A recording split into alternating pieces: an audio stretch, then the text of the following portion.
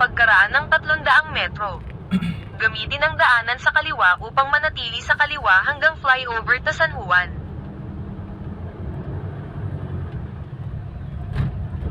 Grabe tao rin mga idol, no? Karaghan. Pagino. Padulog day.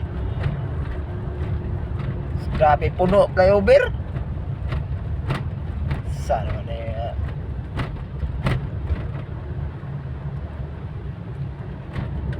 siguro pista rin ba? Dagang kita backlight. Manatili sa kaliwa hanggang flyover ta San Juan. Sa kinaari ron.